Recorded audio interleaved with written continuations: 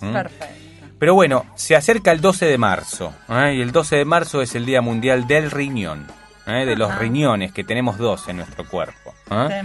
Así que bueno, queríamos un poco hablar con un especialista en riñón, para eso es un nefrólogo, para que nos cuente un poquitito todo lo que tenemos que saber sobre nuestros riñones. Nosotros tenemos un montón de órganos que a veces no sabemos ni para qué sirven. Y es por eso que estamos en comunicación con el doctor Gustavo Lances Tremere. Él es jefe de servicio de nefrología del Hospital Naval, Pedro Mayo. ¿Qué tal, doctor? Le damos la bienvenida acá a la señorita Verónica Perdomo y el doctor Sebastián Barreiro. ¿Cómo le va? Buenos días, doctor. ¿Me escucha? Yo lo escucho bien. ¿Usted?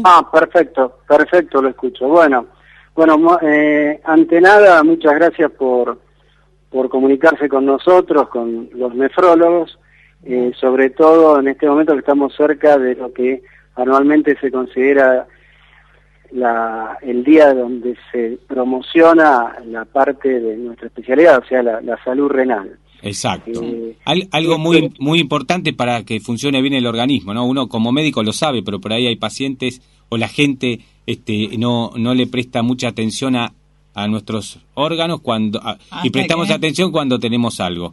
Pero bueno, como usted bien dijo, se viene el 12 de marzo, el Día Mundial del Riñón, y queríamos hablar con usted un poquito para que nos cuente fundamentalmente cuáles son las funciones del riñón, ¿no?, en nuestro organismo. ¿Qué hace el riñón para que tengamos una buena salud? Bueno, el riñón es un órgano fundamental de la economía de nuestro organismo. Actúa muy directamente con otro órgano que tiene mucha más prensa, que es el corazón, y básicamente estaría encargado de eliminar todo lo que son el exceso de líquido que tenemos en nuestro cuerpo, producto en parte de la ingesta y del líquido que produce el organismo normalmente. También libera distintas toxinas, distintas sustancias que el organismo produce y que tiene que eliminar, que si aumentan su concentración en el cuerpo se transforman en tóxicas, pero también tiene otras funciones que son menos conocidas, como por ejemplo participa dentro de lo que sería la producción de glóbulos rojos, y también participa en el metabolismo de una vitamina que es sumamente importante, que es la vitamina D. Todo esto hace que cuando los riñones empiezan a funcionar menos, no solamente hay alteraciones propias de las funciones más conocidas, o sea, empiezan a acumularse toxinas en el organismo y el paciente empieza a tener edemas, o sea, empieza a tener hinchazón, sino que esas alteraciones de la vitamina D y también alteraciones en una sustancia que se llama eritropoyetina, que está relacionada con la síntesis de glóbulos rojos, hace que el paciente empiece a presentar cuadros de anemia, alteraciones del calcio, del fósforo, que sumadas producen no solamente problemas renales, sino que pueden repercutir en otros órganos, principalmente el corazón. Perfecto. Por lo tanto, cuando un paciente empieza a tener una enfermedad renal avanzada, otros órganos entran en riesgo y principalmente la parte del riesgo cardiovascular aumenta. Muy bien. ¿Y cómo podemos hacer para cuidar al riñón, para que tenga un mejor funcionamiento? Bueno, inicialmente hay dos. Lo primero que tener una idea, y eso inicialmente corre por cuenta de los médicos clínicos, los médicos de familia, es saber cómo están funcionando los riñones. Eso es bastante sencillo, o sea que se logra a través del dosaje de una sustancia en sangre que se hace con los análisis generales, que es la creatinina, que es una sustancia que tiene un valor que si aumenta nos habla de que los riñones están funcionando menos, y es importante pedir la orina completa. O sea, en la orina completa es importante ver si hay proteínas o no.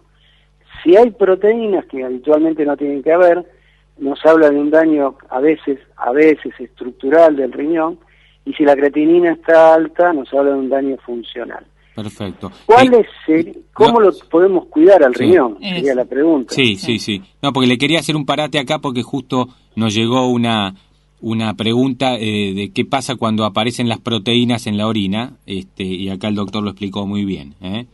Claro, puede haber un problema estructural del riñón, digamos, en la... Sí, eso es lo que habitualmente los nefrólogos vemos. O sea, en la orina no tiene que haber dos sustancias, que son proteínas o sangre, habitualmente, con los límites de lo que es la fisiología, ¿no? Sí. Cuando hay sangre o hay proteínas, puede haber sangre porque estamos con alguna alteración urológica o renal, y cuando hay proteínas puede ser porque hay alguna alteración renal o a veces alguna enfermedad de la sangre que hace perder proteínas. Pero eso es lo que nos tiene que dar la atención, o sea, que estas sustancias al no estar, quiere decir que la cosa está bien, y si aumentan, tenemos que empezar a estudiar al paciente. Muy bien, excelente. ¿Hay enfermedades asociadas que pueden alterar el riñón? Como puede ser la diabetes. Esa pregunta es importantísima. Tal vez es lo que nosotros tratamos de dar como mensaje para estos días del Día del Riñón. Uh-huh. Las dos causas en el mundo occidental más frecuentes que llevan a que el paciente pierda la función renal y en una situación extrema necesite de diálisis o de trasplante son la diabetes y la hipertensión, o ambas al mismo tiempo. Uh-huh. Esas dos enfermedades son las que en este momento tenemos que tratar de mejorar para que el paciente no llegue a la falla renal.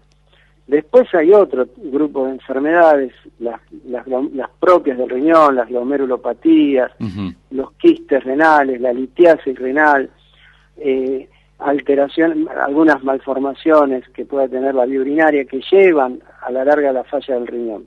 Pero en el consultorio, que yo hago básicamente actividad hospitalaria, el gran porcentaje son pacientes diabéticos, hipertensos, que me derivan mis compañeros los cardiólogos o los nutricionistas y que ya empiezan a tener compromiso renal.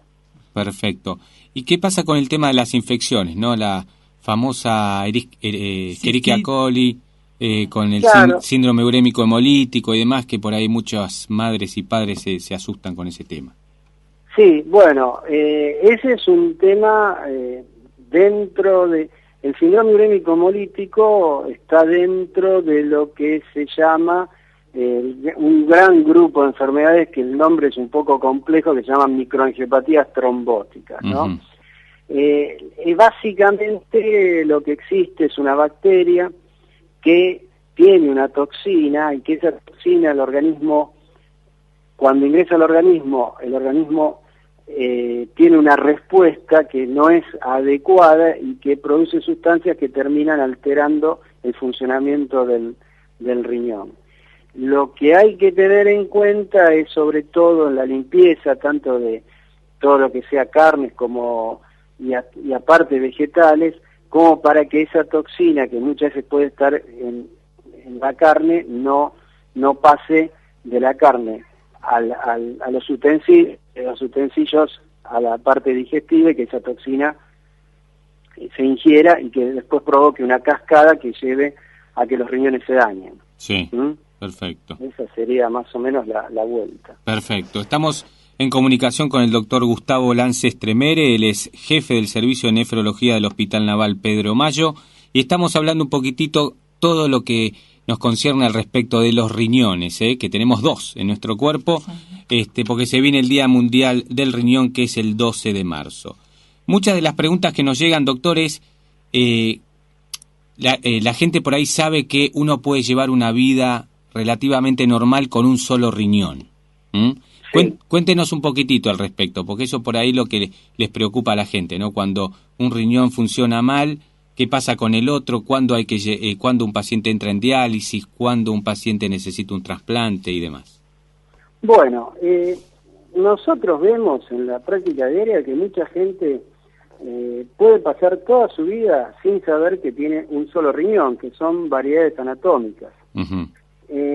Se supone en general que un riñón tiene la capacidad como para cumplir con todas las funciones que se necesitan para no tener ningún problema relacionado con la parte nefrológica. O sea, una persona con un riñón sano, ese riñón tiene la capacidad calcúlenle casi 5 veces más de lo que es lo necesario para cumplir con todas las funciones que hablamos anteriormente.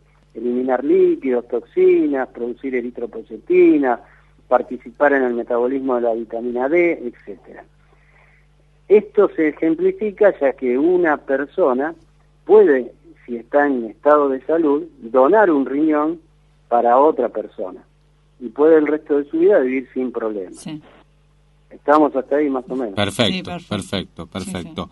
Y en los casos, sí, no sé qué me quería preguntar. No, que nos hacen preguntas con el tema del agua. Ahora terminamos, sí, a Vero le llegan preguntas, ¿qué pasa con el agua? Si hay que tomar agua, pero por ahí primero terminemos esto.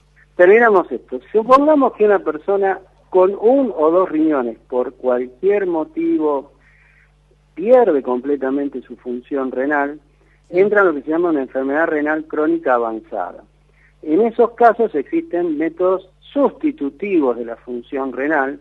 El riñón es uno de los pocos órganos que se pueden sustituir su función, que son la parte de diálisis, que hay 2 posibilidades, que es la hemodiálisis o la diálisis peritoneal, o el trasplante renal. Sí. Todas estas opciones, estas 3 opciones, hemodiálisis, diálisis peritoneal y trasplante renal, no se contraponen, sino que son tratamientos complementarios y que un paciente a lo largo de su vida puede recibir capaz los 3 tipos de tratamiento y más de una vez para poder seguir con una vida normal. Uh-huh. Con respecto al agua, el líquido, no solo el agua, el líquido es fundamental para el riñón. El riñón se puede liberar fácilmente de líquido, el riñón sano, y cuanto más líquido tiene, más fácil le resulta eliminar toxinas. Es como si uno tuviera más obreros para hacer una pared. Más obreros, que sería más líquido, más fácil uno puede terminar una pared. Uh-huh. Con un solo obrero, ese obrero se cansaría mucho más para hacer esa pared. O sea que nosotros le recomendamos, con las excepciones médicas que siempre existen, pero en general recomendamos una abundante ingesta líquida.